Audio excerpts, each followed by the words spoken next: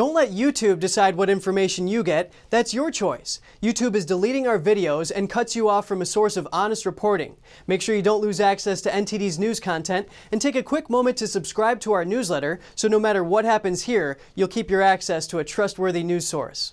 Former Clinton advisor warns of the war on humanity, how the government elite are using the pandemic to wield power.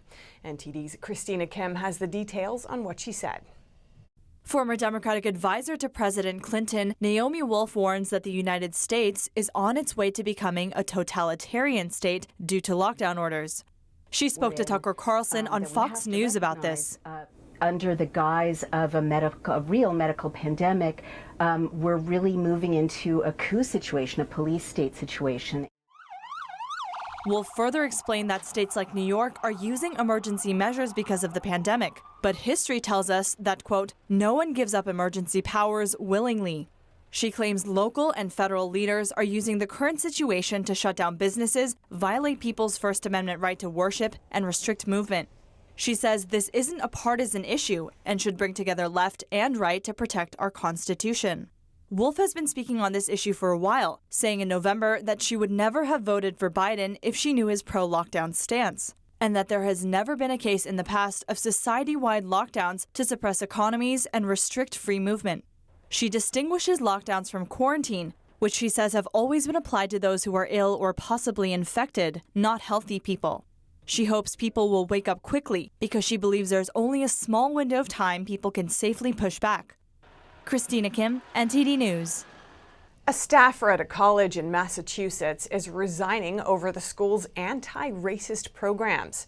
She says the college created a racially hostile environment towards white employees.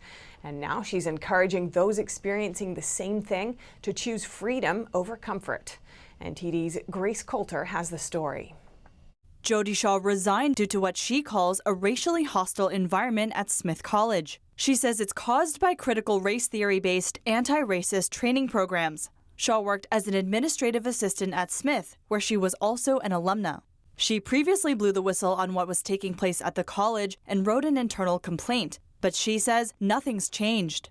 Shaw was then given a choice. She says she was offered a settlement from the college in exchange for her silence, but she turned it down so she could speak out. In a video posted to YouTube, Shaw says she was faced with a decision between comfort and freedom. And I chose freedom. And that process made me realize that freedom's not always comfortable.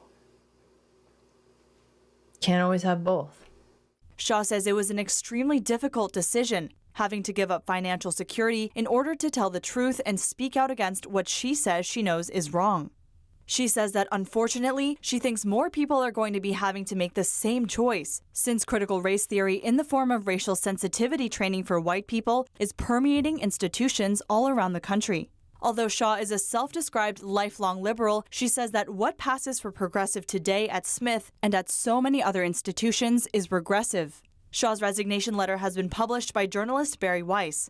In it, Shaw wrote that race-based stereotyping, quote, taps into humanity's worst instincts to break down into warring factions, and I fear this is rapidly leading us to a very twisted place. It terrifies me that others don't seem to see that racial segregation and demonization are wrong and dangerous, no matter what its victims look like. Being told that any disagreement or feelings of discomfort somehow upholds white supremacy is not just morally wrong, it's psychologically abusive.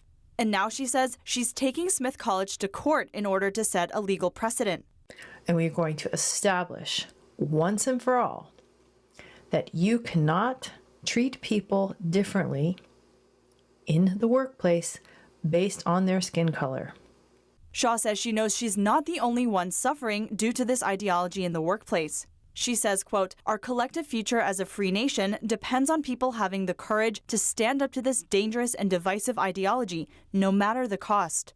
Reporting by Grace Coulter, NTD News.